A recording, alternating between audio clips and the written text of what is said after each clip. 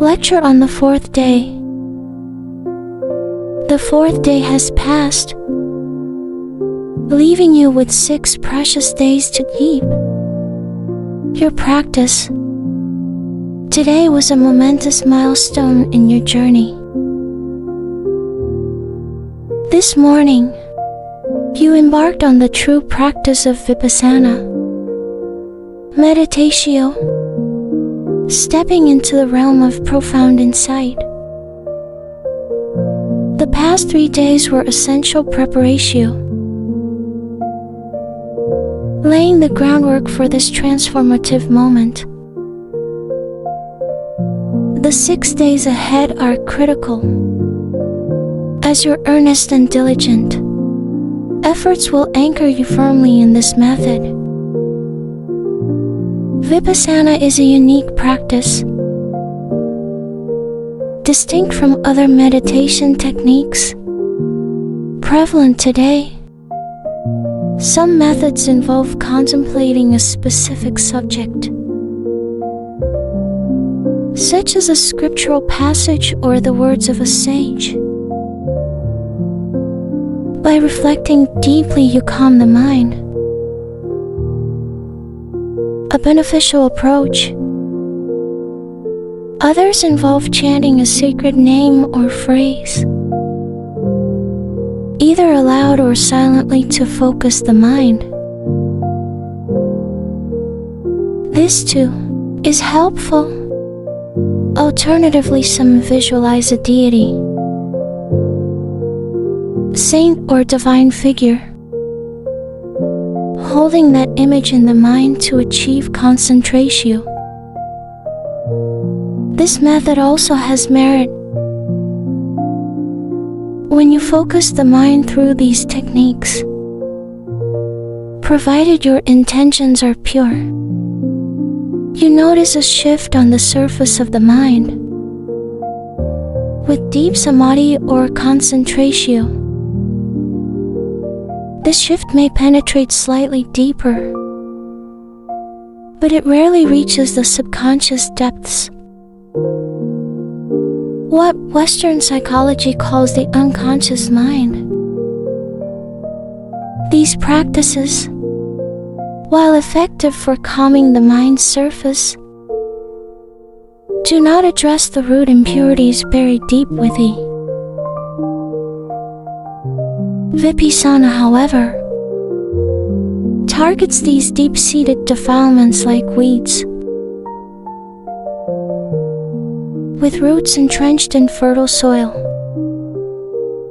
These impurities persist unless uprooted entirely. You may trim the leaves or cut the trunk, but if the roots remain, the weeds regrow. Similarly, surface-level practices cannot eradicate the mind's deepest flaws. This was the profound realization of Siddhartha Gautama, the Buddha. He understood that only by eliminating impurities at their source could true liberation be achieved. Through Vipassana, he discovered a path to this freedom, and with boundless compassion, shared it with all beings. You are fortunate to practice this authentic method. Today, most of you took your first steps in Vipassana, immersing yourselves in the sacred river of truth. Since birth, your attention has been drawn outward, captivated by external objects. Even in meditation with eyes closed, you often dwell on external memories, texts, or experiences. Rarely do you turn inward to observe the reality within your own body, a reality in constant flux. Vipassana teaches you to observe this ever-changing reality with unwavering awareness. In the Buddhist language, this is called sati. Continuous mindfulness within the body, Kyagata. You learn to sustain attention on the body sensations, moment by moment witnessing their rising and passing.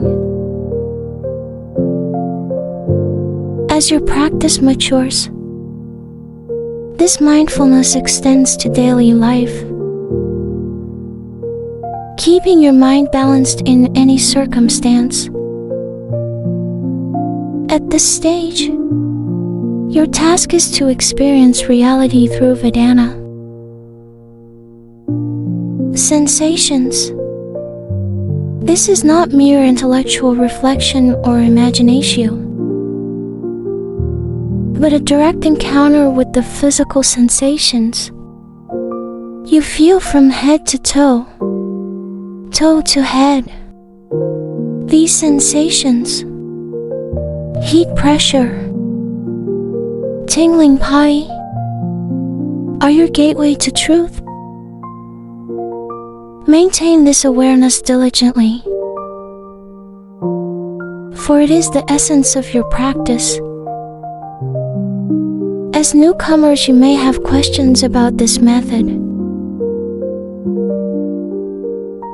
just as others have. Let us address these now to clarify your path. Question 1. Why must I move my attention from head to toe? Even when I focus on one spot, I feel sensations everywhere. Isn't meditation about effortless observation? This is an excellent question. Moving your attention systematically serves a vital purpose, merely traditional. If you focus only where sensations are strongest, your mind jumps from one intense feeling to another, neglecting subtler areas. You remain attuned to gross, heavy sensations, missing the delicate vibrations present elsewhere. This keeps your awareness coarse, unable to perceive the subtle reality. Systematic movement ensures you observe every part of the body, training your mind to detect even the faintest sensations. As you progress, you reach a critical stage where sensations are felt everywhere, in every particle of the body. This sensitivity is essential, as life itself manifests a sensation.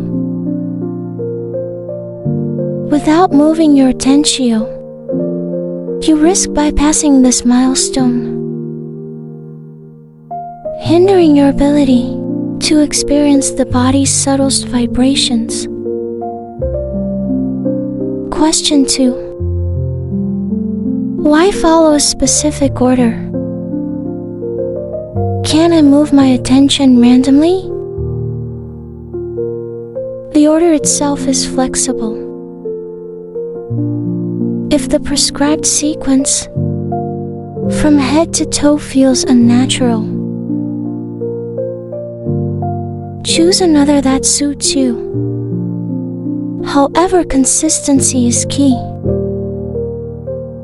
By following a fixed order, you ensure no part of the body is overlooked. Random movement risks neglecting areas, especially those with subtler sensations. A disciplined sequence repeated diligently guarantees comprehensive observation. fostering deeper awareness. Question 3. What if a strong sensation arises in a part I've already passed or haven't reached? Should I shift my attention there? Or resist the surge? Jumping to intense sensations disrupts the orderly process, causing your mind to chase strong feelings while ignoring subtler ones. This reinforces a coarse level of awareness, stalling your progress. Instead, oat the sensation briefly with part of your mind and continue moving in the next cycle. If the sensation persists, observe it when you reach that area. If it is past, move on. This disciplined approach trains your mind to perceive all sensations, gross and subtle without bias. Question 4. How long should one cycle from head to toe take? There's no fixed ratio, as Vipassana follows the middle path. Avoid rushing through in a single breath, as this causes you to miss many areas. Conversely, moving too slowly, inch by inch taking hours,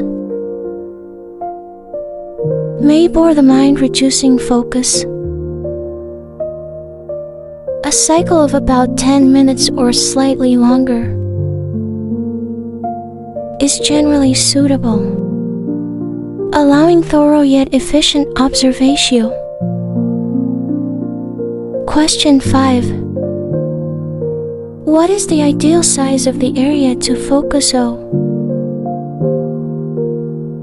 For beginners, observe areas of about 5 to 7 cm. This size is manageable, helping you develop sensitivity. However, the mind's sharpness varies when it feels dull. Unable to detect sensations, expand your focus to larger regions, the entire head, chest, or abdomen. If sensations emerge, continue moving. Gradually your awareness will sharpen, enabling you to feel sensations everywhere, even in the smallest areas. Patience is crucial. Question 6. Should I focus only on surface sensations, or also those inside the body? At this stage, concentrate on surface sensations. Over the 10-day course, most of you will naturally progress to feeling deeper sensations, penetrating the body's interior. This depth arises organically as your mind grows sharper. For now, stabilize your awareness by observing the body's surface. If internal sensations arise spontaneously, oat them without attachment, but maintain your focus on the surface to build a strong foundation. Understanding sensations. Clarity about what constitutes a sensation is vital to avoid confusion.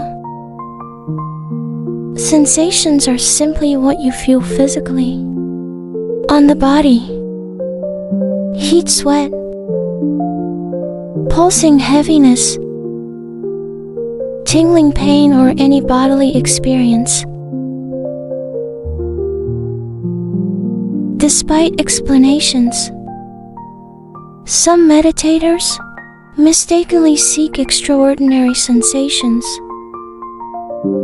dismissing pain or discomfort as irrelevant. For example, a student may claim to feel no sensations, yet admit to shifting posture due to intense pain. Pain is a sensation, often the most vivid. Expecting only blissful feelings like ecstasy misses the point. Vipassana is about observing reality as it is. OT chasing idealized experiences. The law of nature. Vipassana reveals the law of cause and effect, governing all actions. Every seed you sow through thought, word, or deed yields a corresponding fruit. Unwholesome actions rooted in anger or greed bear bitter fruit, while wholesome actions born of compassion yield sweet results. No external force can alter this law. Relying on rituals or divine intervention to escape consequences is futile. The Buddha illustrated this with a young monk grieving his father's death, seeking a ritual to secure his father's place in heaven. Through a metaphor of clay pots, one filled with ghee, the other with stones, the Buddha showed that actions determine outcomes. OT prayers or ceremonies, just as stones sink and ghee floats. Heavy deeds lead downward, while light deeds uplift. The primacy of the mind. Actions stem from the mind, making mental intentions the most significant. Physical and verbal actions are mere extensions of mental states. An unwholesome thought like anger may escalate into harsh words or violent deeds, each amplifying the mind's impurity. Conversely, a compassionate thought can manifest as kind words or generous acts reflecting a pure mind. The Buddha's enlightenment revealed that the mind precedes all phenomena. Manasita shaping our experiences, Manamaya.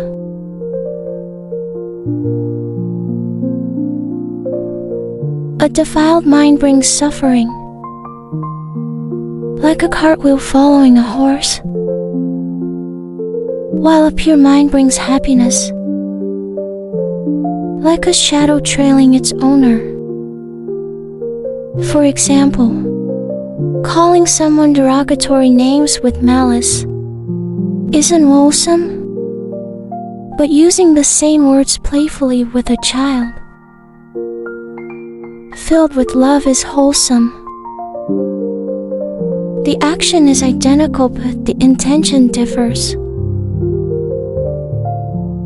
determining the outcome. Similarly, a robber and the surgeon may both cut a person's abdomen, leading to death, but the robber's malicious intent contrasts with the surgeon's compassionate aim. A true judges the mind's motive. The act alone, dissecting body and mind, Vipassana dissects the body and mind, revealing their transient nature. Initially, you encounter gross sensations, pain, pressure, or heat. With patient observation, these dissolve into subtler vibrations, a seamless flow of energy. The Buddha, through direct experience, perceived the body as composed of kalpas, tiny particles rising and passing as vibrations. Modern science echoes this, describing matter as waves of energy. Unlike scientists who understand this intellectually, the Buddha experienced it directly, urging us to do the same. Similarly, the mind is dissected into its components. 121 types of consciousness and 52 mental factors. For beginners, focus on the 4 primary aspects of the mind, starting with banana consciousness. This faculty knows through the 6 senses: eyes, ears, nose, tongue, body, and mind. Each sense has its consciousness: visual, auditory, olfactory, gustatory, tactile, and mental, arising when a stimulus contacts its respective sense door. For instance, a sound triggers auditory consciousness, alerting the mind to the event. Another mental faculty then processes this input, continuing the cycle of awareness. By observing sensations with equanimity, you align with the law of nature, purifying the mind and sowing seeds of liberation. Practice diligently these 6 days, embracing each sensation as a step toward true peace and freedom. May you walk this path with patience and persistence, emerging free from suffering and filled with genuine happiness.